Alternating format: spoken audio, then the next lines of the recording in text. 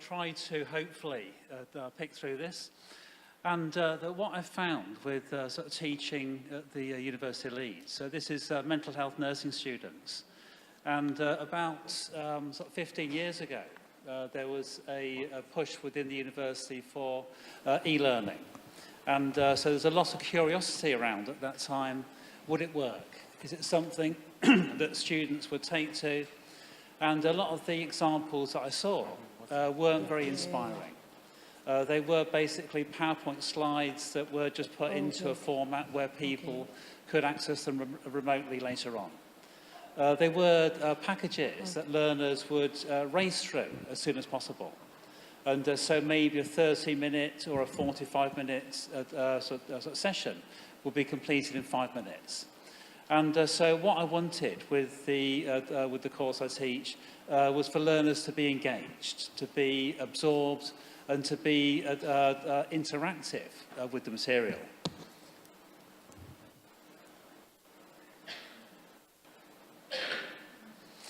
Okay, so at the university, there's a number of sort of different programs that have the potential for e-learning to be offered. And so this might be whole modules, or it might be sessions. And so throughout each year that students are involved in practice, they would access a range of both classroom-based sessions and e-learning so articulate opportunities. And so just to really capture, their engagement through different platforms. And I think the slide there just shows the... Excuse me, can you just hold on the microphone a bit? Yeah, the slide there just shows the number of things that we are looking at with students. Things to read, things to look at, things to listen to, things to do. And it's the same things that I found learners were involved with within a classroom session. Experiential learning activities, discussion. It might be presentations, question and answer, but there were different ways that learners could actually have their attention sort of motivated, enthused, inspired.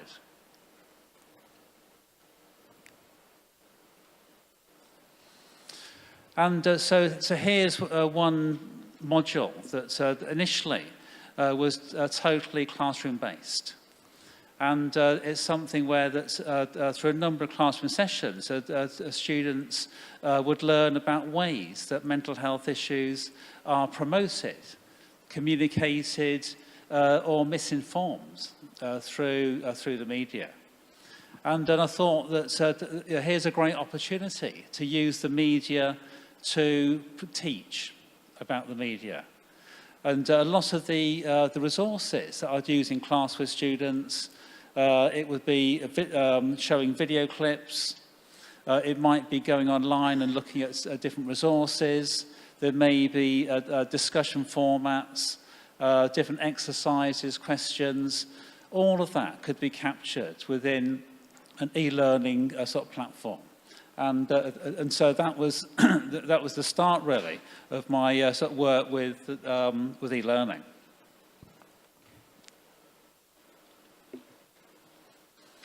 I think one of the interesting things about using so e-learning facilities is sometimes the fatigue that learners can get just by staring at a screen. And interestingly, this slide here shows some questions that were posed to students. The little symbol in the bottom left-hand corner shows the workbook. And I toyed with the idea of whether to make this something that learners could access online, on the screen, or a paper copy. And I found that by having a paper copy workbook and a pen, there was a chance for learners just to break away momentarily from their engagement, with the video screen, and come back refreshed. And I think just by varying the environment, the resources, the format, that students were able to hold sort of more attention.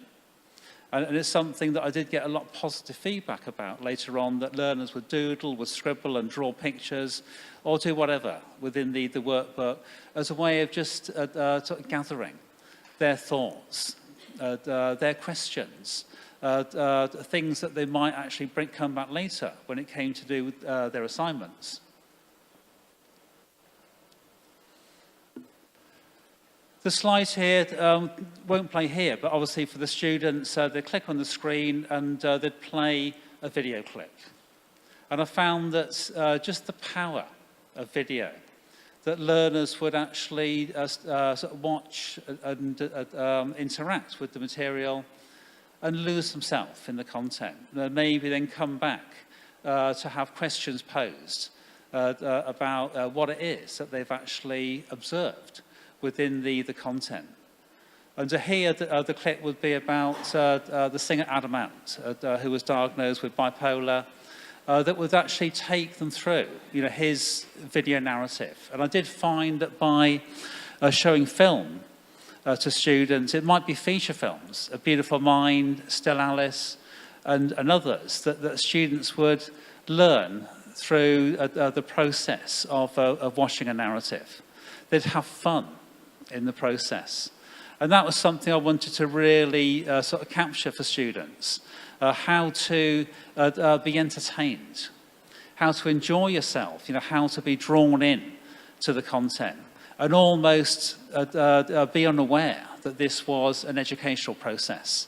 So you could almost trick sort of students into having an engaging, enjoyable time with learning as the byproduct. The slide here gives learners opportunities to interact, a bit like sort of playing video games. And a lot of our students are certainly at the age where they would spend hours playing sort of various video game platforms, pressing buttons, moving things around, doing things with the screen. And that interactivity, again, I found helped to hold concentration, help to maintain focus on the material, and to hear that the premise is the viewpoint of somebody with anorexia. And by dragging the food items onto the plates, there would be a response that would tell them as to whether or not that corresponded with a common viewpoint of people with anorexia. And so there is a way of getting immediate feedback on the responses that learners have. But by pressing buttons, clicking on things, playing with the content, it holds the attention there.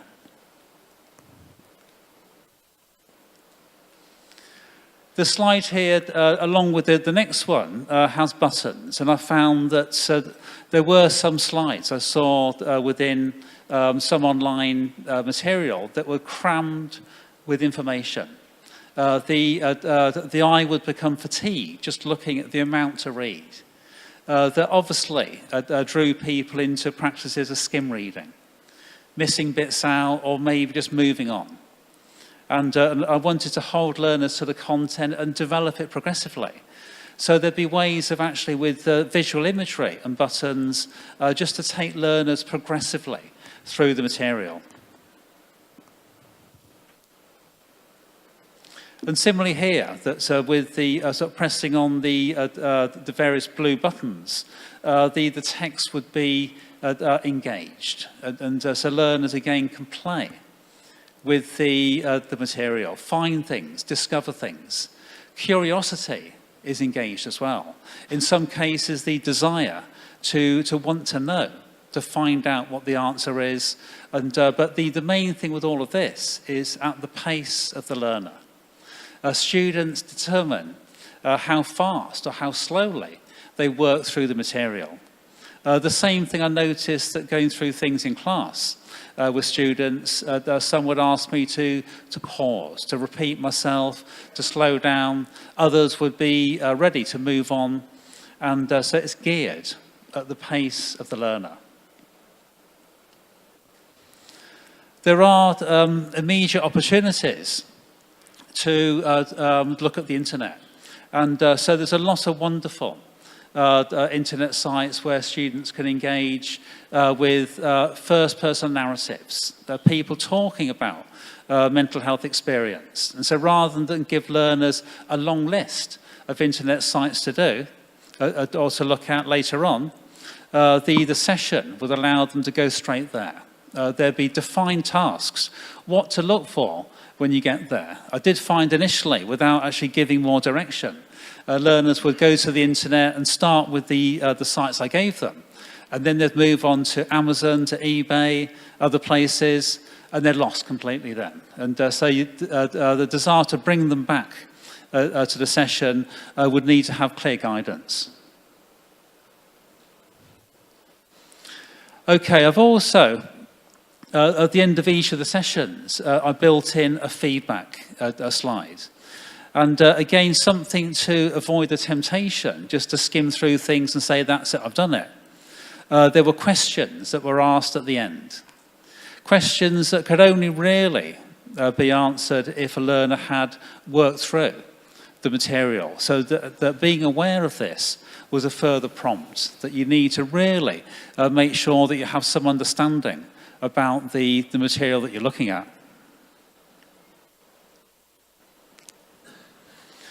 Okay, the last two slides, this one here, so asking students about what was it that you liked about this online material? What were the aspects that made you feel engaged, involved, motivated, wanting to learn? And so the things mentioned were things to read, things to listen, things to watch, or things to do.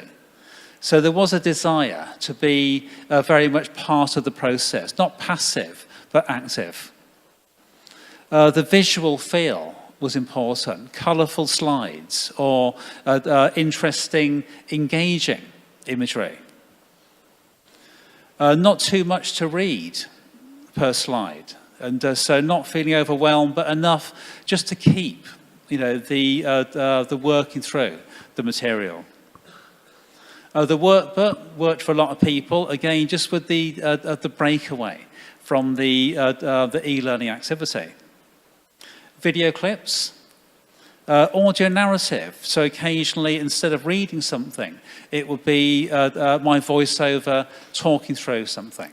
And so the student could pause and just engage in a different way. Different learning styles. Some students prefer that way of taking in information. Interactive buttons and boxes. So again, things to play with, things to look at, things to find. And lastly, the things that learners struggled with and that made you feel less engaged, harder to hold attention. And so people felt bewildered or a bit overwhelmed if there was too much going on. Too many words in front of them. If the video clips exceeded over 5 minutes, that students tended to maybe drift away. And so it's interesting that I think we had talks earlier about the attention of learners and about how students learn and about maybe wanting things that are packaged in a much neater, more compact format. The contrast between the background and the imagery and text. The colouring, some people found there was too much going on. There were things flying all over the screen that were confusing, off-putting and bewildering. Pages or slides with too much text, again, seemed daunting. So that's where buttons and things came in to help. So a lot of this really was about just trying to find a format, an approach that learners liked. And the feedback that I got from students through module evaluations sort of showed that this worked for them. And the module that I converted from a classroom format into an online sort of learning module, evaluations seemed to improve. There's also the core test, student assignments. The marks for the assignments increased. So learners were actively much more involved and immersed within this content. So I did find overall that it was a very rewarding activity for myself and for the students. Thank you. Thank you.